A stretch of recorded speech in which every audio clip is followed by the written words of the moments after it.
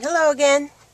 Today I thought I'd show you the first of two different ways that I color mermaid tails.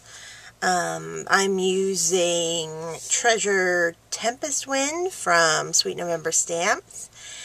And you can use any color you want, literally any color you want for mermaid tail. There's no rule. It's kind of like how I did her hair green. Today I'm going to be using the blue greens, BG11, 13, 15, 18, and a little bit of the yellow green for a highlight. Okay, so I'm going to get started. I tend to work from lightest to darkest, so I'm starting with my BG11. And I've already established that my light source is kind of coming in from this direction on her. So I'm just going to start laying in my color. And this style that I'm doing is more of a smooth-bodied tail, like a seal, or like any of the marine mammals, more than the fish. We'll get to the scaly one later. And the little clear, like kind of thin see-through parts I'll hit with my lightest as well as the tail down here. And I don't go all the way to the end on that one, on the fin down there. And we'll see why later. Okay, so now I'm going in with my BG15 and just laying that on there. And I'm not being super careful because I'm going to be cutting her out, so I don't usually worry when I know I'm going to be doing that about staying within the lines, because I'll just trim it off later. But if you plan on keeping her, like if you're using a nestie or something, then of course, be more careful than I am. Have her arm cast a little shadow down there. And just a little bit of that medium color down here on the fin. And I don't use any of the other colors except for the lightest on the thin part up here. I like to keep that nice and light. Okay.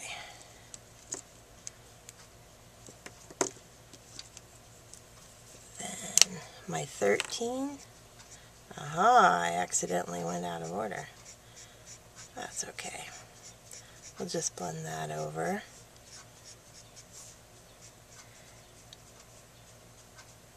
It's live TV, folks. Nothing I can do about that. Okay.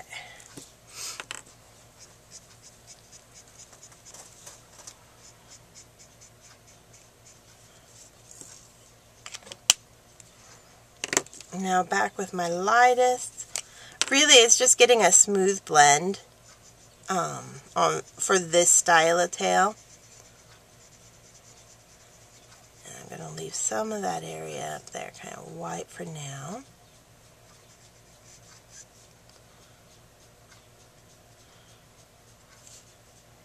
Pull this down a bit.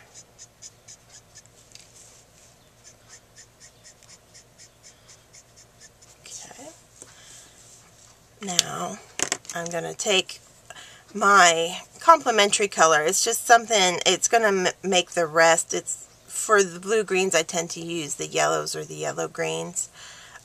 Just because by popping it in here, it kind of gives that effect of, the way light bounces around in shallow water. So I like to play with that. Add it to the tips of the fin here, blend it up into that blue. And I'm also going to add it to our little thin, wispy fin thing at her waist.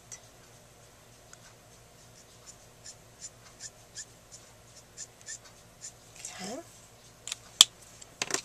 Go back to my 11. Just now it's just as you want it to look, to blend together.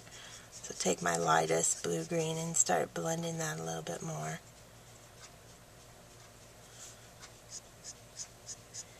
Get a nice transition from one color to the other. Go back in with my 15 just to give us a nice defined shadow back here.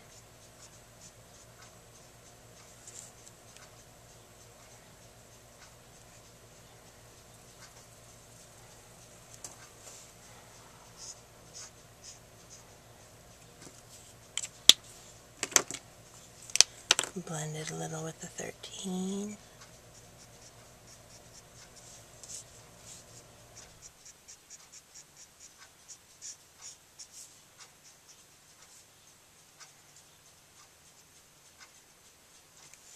Okay. Now my darkest color, all I use it for is creating kind of little spot marks. And I just take it and kind of lay the marker on its side a bit, so I get some long, and I just kind of lay it on there. And by the different position of the marker, you'll get different shaped splotches. So if I want some little ones, I just go more in straight up and down. And then the longer you let it sit, the wider the ink will spread and give you some wider ones. So you just kind of get those in there wherever you want them.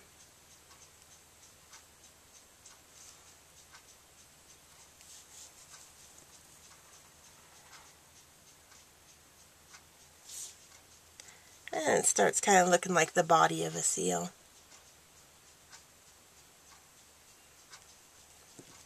And that's all there is to it. I would go in probably and with a Spica glitter pen or the Stardust glitter pen for a little bit of sparkle. You're probably not going to be able to see it on the video, but I always hit the fins with a little bit of that, give them a nice little shine.